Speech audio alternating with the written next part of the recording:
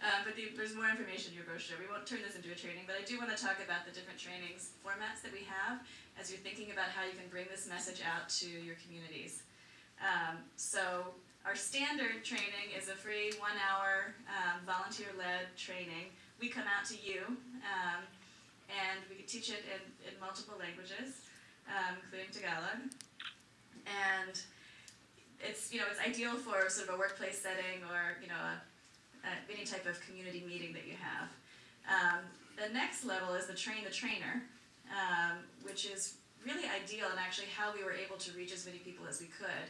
We only have so many volunteers, even though we have many, but they would have to be out there training every day, all day long to be able to reach 1 million people. We did a lot of training others to be the trusted voice within their community to share the message, and it worked really well.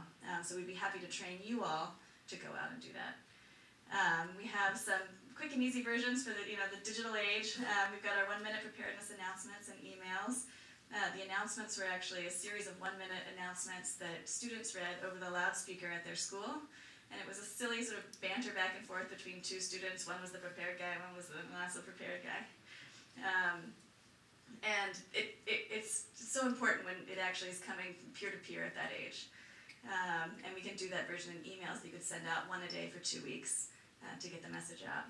We have some video trainings and online trainings and games as well. So that's all at our website, redcrossbayarea.org. And Ready Rating is a new program that we've established that allows organizations to get prepared. So we were talking about individual preparedness, but for those of you that want to bring this level of readiness into your workplace, into your child's school, into your faith community, whatever the organization may be, we have a program that allows you to measure your baseline readiness. So you figure out where you already are, and then you talk to us about how to prioritize your next steps, and then how to make it happen within a calendar year. So I think that's one of the biggest threats to preparedness is procrastination. It just, it's at the top of page 7 of your to-do list.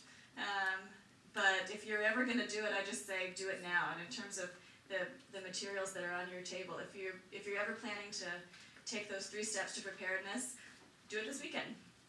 At least get started this weekend. All right. So we do a lot of partnership out in the community, and the Consul General already mentioned the NERT program that's run out of the fire department. That's San Francisco's version of Neighborhood Emergency Response Training. I am an official NERT. I just got my hard hat 2 weeks ago, actually. And we encourage as many people as possible to go through it. It's an 18-hour training, so it's a big commitment. But it really allows you to become a first responder in your community. And these other programs it's the same name, the same program with different names across the counties that we work in. We partner with the Voluntary Organizations Active in Disaster, the VOADs, and San Francisco CARD. Is anyone familiar with San Francisco CARD? We work with nonprofits and faith communities here in San Francisco. It's a good organization to familiarize yourself with. They serve as the agency that helps coordinate nonprofit agencies post-disaster so that they can respond effectively in a coordinated fashion to the relief effort. So I just threw up some examples of some of our different types of partners. So we have corporate partners. You'll see some names there that may sound familiar: Gap and Genentech and Macy's. Our faith-based partners, and this is really just a sampling.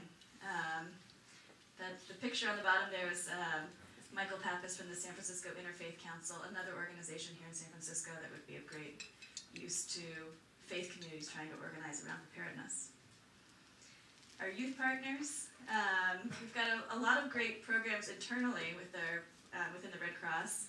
Our Youth for Chinese Elderly program is one of my favorites. It's newly arrived immigrant youth from China partnering with seniors who are monolingual in Chinatown, and the youth teach the seniors some preparedness information. It's a great model.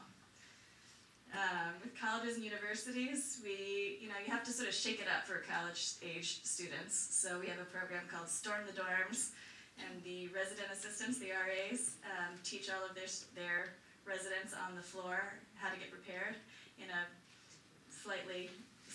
fashion than we do in our normal trainings.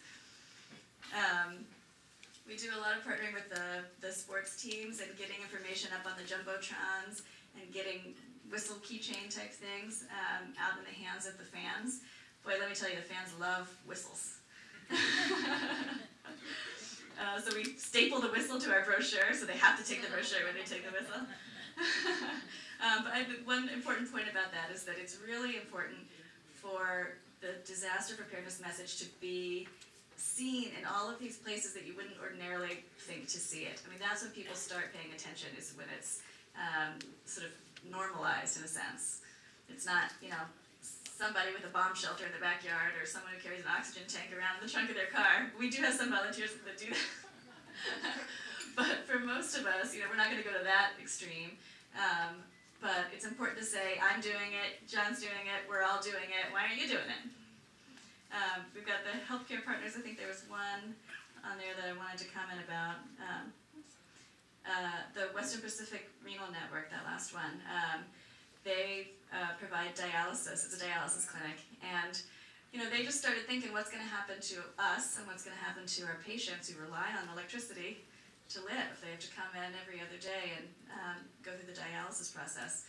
So we created a program where on their emergency contact wallet card, they have their, you know, the name of their clinic, they have their backup clinic that they can go to, and you know, they just incorporated, I mean, they're very simple steps, but it's just a matter of, you know, stopping to think about it and saying, oh yeah, let me put that in my plan.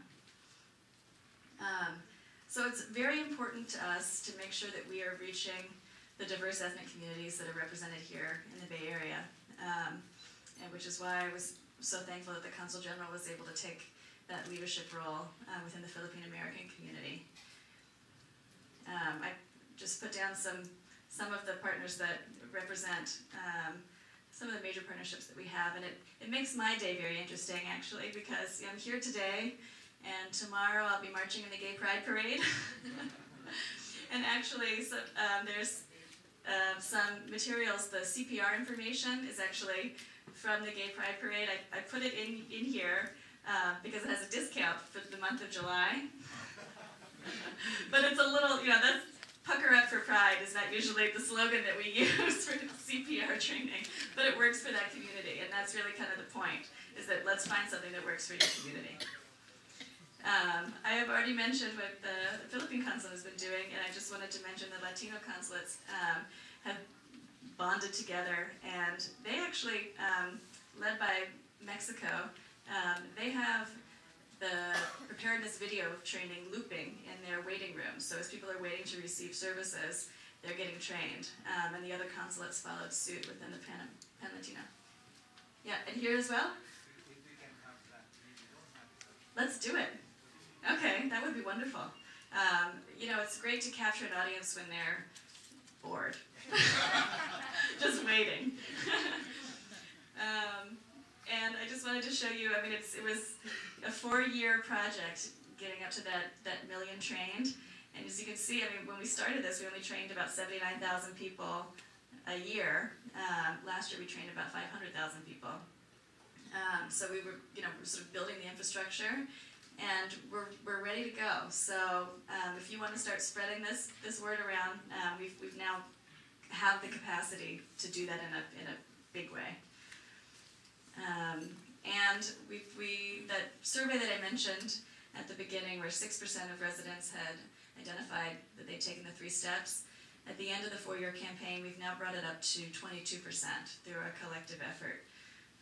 So I actually want to just say thanks for all that you've done to help get people involved in this effort. It's working. So not only are they receiving the information, but this verifies that they're taking that information and taking action. So I will leave it at that. Are we having questions afterwards? Okay, so I'll leave it there, and you can think about anything that I might be able to answer in terms of how we can partner, or just in general about the Red Cross. But I thank you.